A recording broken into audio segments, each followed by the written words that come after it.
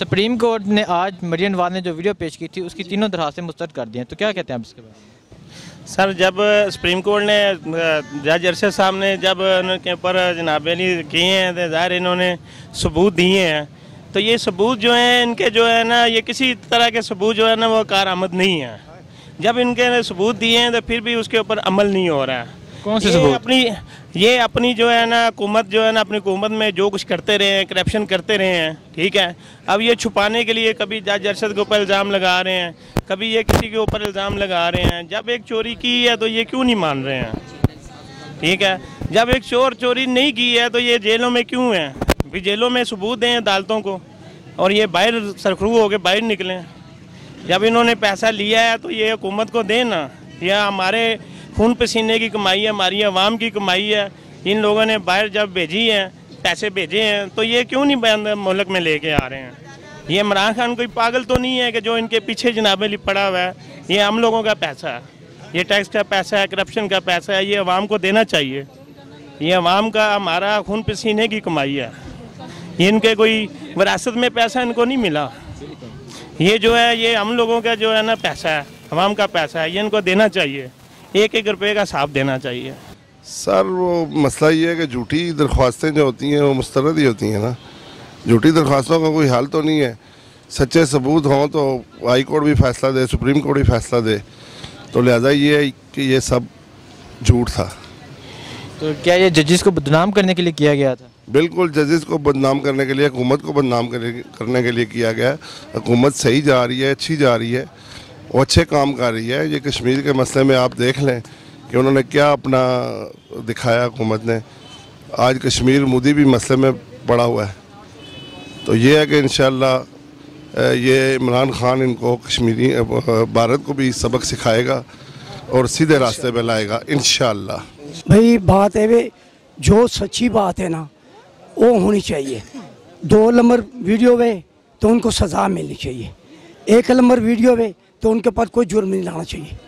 ये 2 number video है? 2 number video है तो फिर उसके पास क्या जुर्म है? जिसने 2 नंबर वीडियो बनाई है सब तो बड़ा सजागार वो है।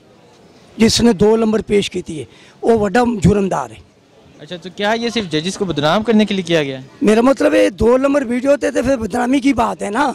ये तो खुद समझदार हैं आप। 1 नंबर चीज़ हो तो बदनामी नहीं होती, 2 नंबर हो तो बदनामी होती।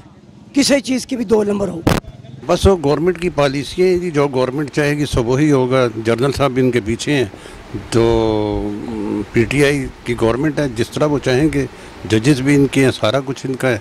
अब हाई कोर्ट देखो क्या फैसला करता है। अब हाई कोर्ट एप्लीकेशन हम दे दिए उन्होंने। तो क्या ये वीडियो असली हो सकती है, जाली हो सकती है? ये है तो ड्रामा ही है, इतना वो करीबी तो नहीं है, लेकिन है ड्रामा ही है। देखो क्या होता है, गवर्नमेंट की पॉलिसी अब क्या होता है क्या नहीं होता, अब वो बेहतर समझते हैं।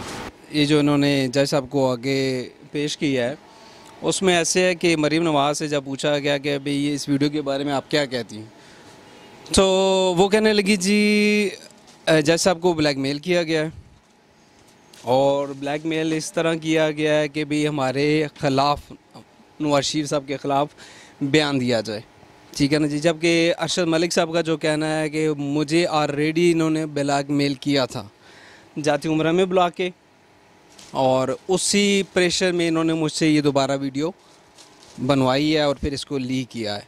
लेकिन आज 23 तारीख को जो इसका रिज़ल्ट आना है वो भी इंशाल्लाह सामने आ जाएगा, पता लग जाएगा। तो सब सारी की सारी एविडेंस वगैरह इनके ख़िलाफ़ ही जानी है इंशाल्लाह। तो क्या ये सब जजेस को बदनाम करने के लिए किया गया? जी, जजेस को बदनाम करने के लिए नहीं है, ये अपने आप को बचाने के लिए ना उल्टे बेबुनियाद बेसूद हथकंडे हैं जो इनके बस से बाहर हो चुकी हैं बात। इनको पता नहीं क्या करना है और क्या नहीं करना, ठीक है ना जी। अपने आप को, अपने बाप के चोरी के पैसे को बचाने के लिए इनसे जो कुछ हो रहा है बग़ैर पूछे बग़ैर समझे ये कर रहे हैं बस।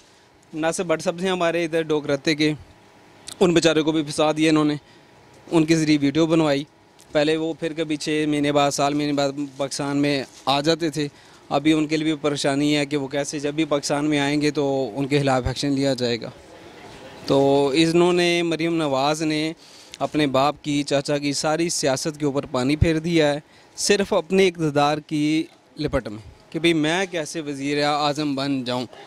That is impossible. हम तो जो चीज़ देख रहे हैं और वो तो जो हमें समझ आ रही है कि ये पहली दफ़ा हुआ है पाकिस्तान की तारीख़ में कि जिस तरह हम बच्चों के रिज़ल्ट के लिए वो नेट के ऊपर वेबसाइट चेक करके तो उससे क्लियर होते थे कि रिज़ल्ट क्या आया है, तो आज का तो जो डिसीजन आया है, जो सुनने समझने में आया, तो वो यही बात हुई है कि भाई वेबसाइट पे चेक करें कि वो फ़ैसला क्या आया है। तो बहरहाल जो भी आए या आया होगा, हम तो ये सोचते हैं या समझते हैं कि मुल्क का फ़ायदा किस में है, वो क्या हो रहा है।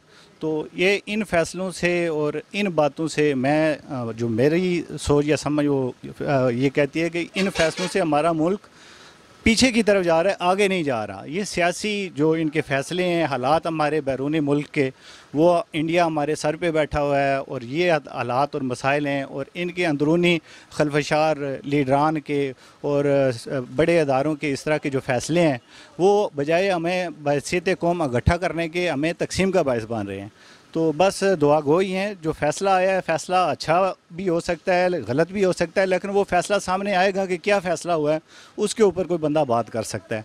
बहरहाल हमें तो इस टाइम अगर कोई सोच पड़ती है या जो चीज़ जहन में आती है वो यही आती है कि इस टाइम हमारे मुल्क को अंदरूनी और बैरूनी जो है दुश्मनों का सामना है, तो उसके लिए हमें एक कौम कैसे होना है, उसके लिए हमने ये इन महाज पे इस मामलात को कैसे लेके चलना है, हमारी मैशत किधर जा रही है, उसका क्या होना चाहिए, वो बेहतरी की तरफ जा रही है, तनज़ली की तरफ जा रही है। हम लोग कारोबारी जिस जगह आप खड़े हैं ये तजारती मरकज़ है, तो अब ये देख लें कि ये दिन का वक्त है और कैसी सूरत हाल है, लेकिन पूरा बाज़ार, पूरी ये मार्केट खाली है।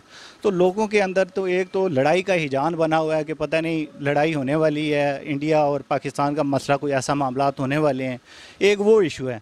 और उस इशू के साथ एक ये हमारे आला अदलिया के फ़ैसले और मामलात हैं, एक फ़रीक कहता है मैं ठीक हूँ, दूसरा फ़रीक कहता है कि मैं ठीक हूँ, ठीक है। और जो उनके फ़ैसले आते हैं जिसकी उम्मीद होती है कि इसके ऊपर मैं अपना जहन मुतमईन करूं कि कौन सा फ़रीक ठीक है, उसको भी इस तरह के जो जज अरशद मलिक साहब का जो ये सारा मामला सामने आया है, उस मामले को भी इन्होंने मतनाज़ा कर दिया कि भाई किसकी बात का यकीन करें।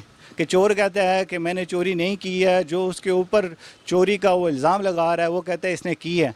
जिस बंदे ने फ़ैसला करना है वो आधी बात चोर के हक़ में कर देता है और आधी वो अपने अदारे के हक़ में कर देता है, तो पीछे फिर आम आदमी क्या समझे कि कौन सही है और कौन गलत है। ये तो उनकी पर्सनल जो अपने कमेंट्स हैं, जो बात उन्होंने की है, जो फिल्म प्रूफ दी है, वो पूरी वाम को नज़र आई है, पूरी दुनिया को नज़र आई है।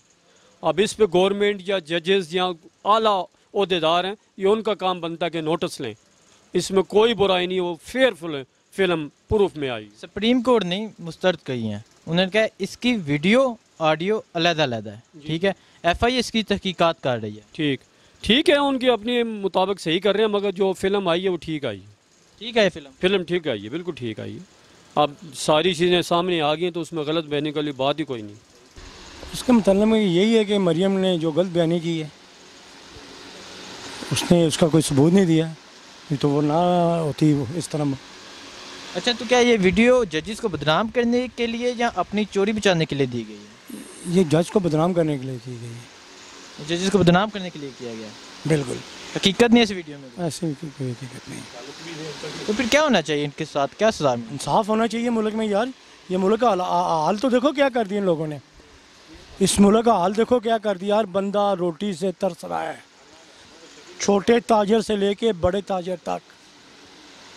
गुर्बत इतनी हो गई है कि बंदा रोटी खा के नहीं रात को सोता, बेशक वो इमरान खान है या नवाज शरीफ है, उन्होंने गरीबों की तरफ नहीं देखा है। जब ये लोग इन दोनों को देखोगे ना, या मेरा इंटरव्यू लो, किसी गरीब का जाके इंटरव्यू लो ना, वो आपको बताएगा मेरा क्या मसला है, मेरे पास पानी नहीं है, मेरे पास दवाई के पैसे नहीं है, मेरे घर का खर्चा कैसे चाह रहा है, मेरे 3 बच्चे मैं उनको कैसे पढ़ाऊँ। एक टाइम का खाना किसी के पास है, किसी के पास नहीं है। असल मसला तो हमारे मुल्क का ये है, ये नहीं है कि नवाज शरीफ ने क्या किया तो इमरान खान क्या कर रहे हैं। ये दोनों की बारी लगी हुई है, ये बारी लगाई हुई है इन्होंने। अब इनकी बारी है ना, जब ये नीचे उतरेंगे ना, इनके खिलाफ बड़े बड़े होंगे, इन्होंने ये फलानी जगह ये फ्रॉड किया है, ये करप्शन की है, ये की है। मसला सारा गरीब का यार। तो आप क्या कहते हैं, नवाज शरीफ ने करप्शन नहीं की है? सामने आ रहा है, सब कुछ आ रहा है, सामने आ रहा है। अच्छा, बिलावल भुट्टो का कहना है कि इमरान खान कश्मीर का सौदा कर रहा है, मैं इसको कश्मीर का सौदा नहीं करने दूंगा, तो क्या यार, वो वैसे शेख रशीद एक बात बड़ी अच्छी कहता है, वो बेबी है, वो बच्चा जो भी कहे उसको भूल जाओ, वो बेबी है। शेख रशीद ने सही बोला है, वो वाकई बेबी है, समझिए ना। कहने का मतलब ये बच्चा है ना, अभी जो उसको कोई लिख कर देगा ना, वो उसकी फुफ्फो से पहले लिख कर देती थी। आप आजकल मैंने सुना है, तो वो तो जेल में चली गई ना, आजकल मैंने सुना है कि उसकी जो बड़ी बहन है ना, वो लिख कर दे रही है इसे, वो जो लिख कर देगी वो बोलेगा बेचारा। कभी उसको आपने देखा है ऐसे करके बात करते, वो नीचे की तरफ देखते हैं। असल मसला पता क्या है, फिर आप वही बात कर रहे हो, मसला ये नहीं है, ये उन लोगों को हम लोगों को ना डुगडुगी बनाया हुआ है, समझते हो ना, ये एक तमाशा लगा हुआ है। इमरान खान ने आते सर क्या बोला था, मैं आते सर सब कुछ ख़त्म कर दूंगा 1 माह में, मुझे 100 दिन दो। किसी को याद है वो 100 दिन? आपको याद है? याद है 100 दिन क्या किया है? यार एक मिनट चुप कर जा, क्या किया उसने, मुझे बताओ ना, उसने क्या किया 100 दिनों में? आप बताएं क्या किया? ये हमारे कारोबार का बेड़ा गर्क करके रख दिया उसने। तो क्या ये बेड़ा गर्क इमरान खान की वजह से है या नवाज शरीफ की करप्शन की वजह से? यार करप्शन तो उसने कर ली ना, और कर्जे तो इसने अपना नवाज शरीफ ने लिए, ये तो गया था ना। तो क्या वो... अच्छा चलो मुझे एक बात बताओ, जब इमरान और जलसे में ये कहता था मैं IMF के पास नहीं जाऊंगा, भीख मांगने नहीं जाऊंगा, फिर वो क्या लेने गया है?